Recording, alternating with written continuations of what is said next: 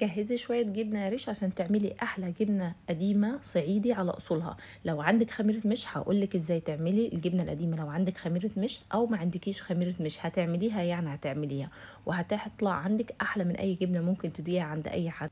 لو أول مرة تشوفيني فعلي زر الجرس واشتركي في القناة عشان يوصلك كل جديد، وهتلاقي عندك في الديسكريبشن لينك المرطة عندك، هتلاقيه موجود عندك اللي هنعمل منه المش القديم بتاعنا من غير خميرة. يلا نبدأ، نسمي الله ونصلي على سيدنا محمد ونبدأ مع بعض كده طريقة المش القديم، وخليكي معايا كده واحدة واحدة وإن شاء الله هيطلع معاكي زي الفل. عندي هنا شوية مرطة حلوين واحنا عملناهم مع بعض الفيديو اللي فات لما سيحنا الزبدة مع بعض. دي المرطة اللي انا طلعتها وحوشتها عندي. اي كمية مرطة عندي بتطلع باخدها وبشيلها عندي في الفريزر وبجمعها مع بعض وبعمل بيها المش بتاعي.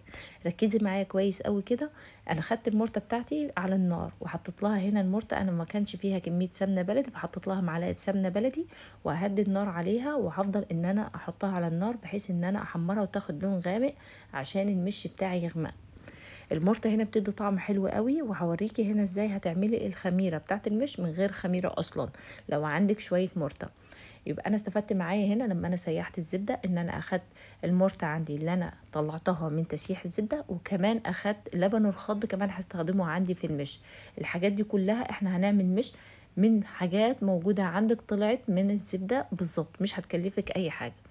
بعد ما وصلت لغمقت اللون بتاع المرطة عندي، غمقته جامد بس من غير ما تحرقيها. هنزل عندي بكمية اللبن الخض عندي، ده تقريبا حوالي لتر الا ربع، نزلت بيه كل الكمية عليهم وهقلب كويس. هسيبه ياخد غلوتين معايا. هنا انا هخليه بحيث ان هو ايه، ما يبقاش تقيل قوي ويبقى خفيف او وسط. وهنزل كمان ب3 معالق ملح. اهم حاجه في المش ان لازم يكون حادق، ومعلقه شطه كده حلوه هتنزلي بيها.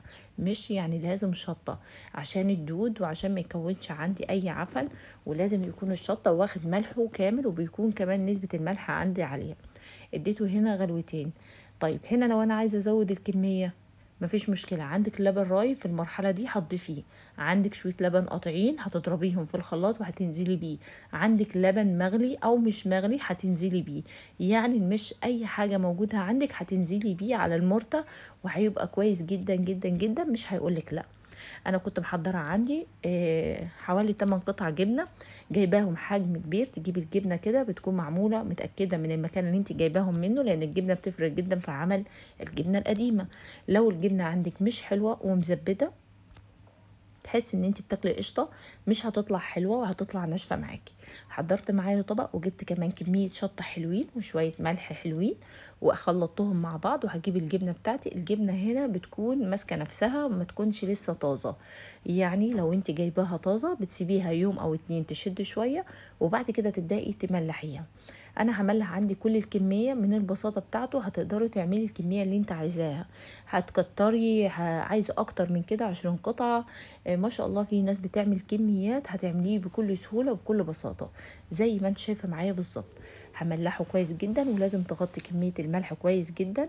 اهم حاجه الملح والشطه، وكمان الشطه تكتروا الشطه عشان خاطر ما يكونش معايا دود. خلصت كل الكميه بتاعتي، انا حطاها في مصفى تحتها طبق. هسيبها بقى يوم يومين، كل ما تصفي الميه تحتها هتبدا تنزل السوائل اللي فيها وهفضيها لحد هتاخد يوم او يومين. الميه اللي بتنزل من الجبنه دي لو نزلتيها في المش هتعمل معاكي دود وهتعفن المش وهتبوظه. لازم توصل لمرحله ان الجبنه ما تنزلش اي سوائل نهائي او اي ميه خالص. شايفين دي المرته بتاعتي بعد ما اخدت غلوتين. هي على كده خلاص تمام. لو انت ما عندكيش خميره مش بتستخدميها وبتحط عليها الجبنه ومش محتاجه اي حاجه تاني، بس هي هتاخد معاكي شويه وقت لما تحط فيها الجبنه. ده بقى المش القديم اللي عندي اللي انا هستخدمه، عاملاه بدوره كل سنه. بدوره فوصل معايا كده. لو انتوا بصيتوا على المرطة والمش القديم مفيش فرق ما بينهم، بس الفرق انك انت هتلاقي ان المش القديم واخد خلاص اتعتق شوية من الطعم واتوتق زي ما بيقولوا كده.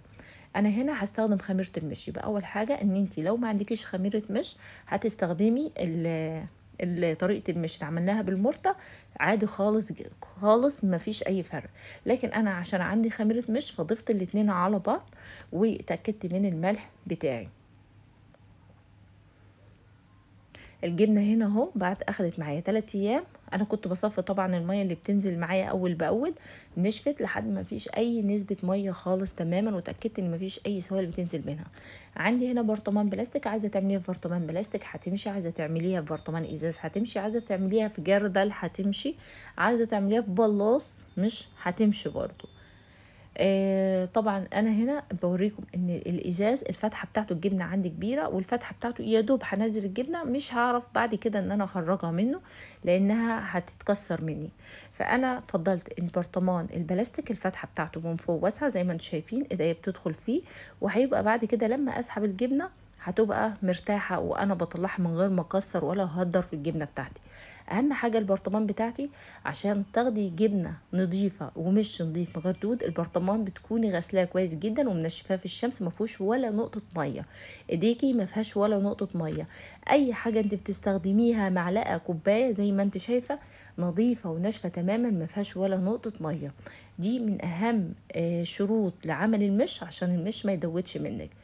هاخد كمية المش عندي وهنزل بيه على البرطمان وحملاه كويس جدا لحد الاخر، وهسيبه عندي يوم يومين 3 بعد ما هقفله، بحيث ان الجبنة هتشرب شوية من المش وارجع ازوده كمان.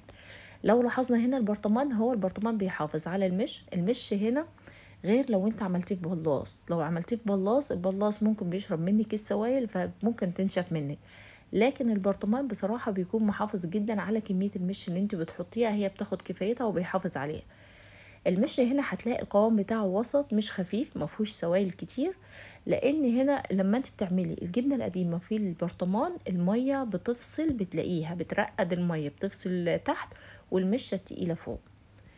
دي الجبنه دي بتاعت السنه اللي فاتت انا كنت عاملاها، شايفين ما شاء الله اللون بتاعها والنعومه بتاعتها ولون المش. والله والله المش تاكليه حاف كده من غير اي حاجه، الملح مظبوط جدا والشطه بتاعتها مظبوطه جدا، والمش نظيف جدا مفهوش ولا دوده، بطلعه بدوره كل سنه بيبقى احلى من السنه اللي قبلها.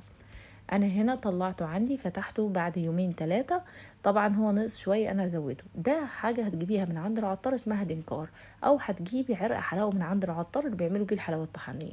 لا اما هتجيبي خشبه عرق الحلاوه، لا اما هتجيبي الدنكار وتلفيه في شاشه، اوعي تحطيه كده، لا هتلفيه في شاشه وبعد كده تنزليه في البرطمان. ودي شطه سوداني، لازم تجيبي شطه سوداني وتحطيها، احنا قلنا اهم حاجه في المش الشطه.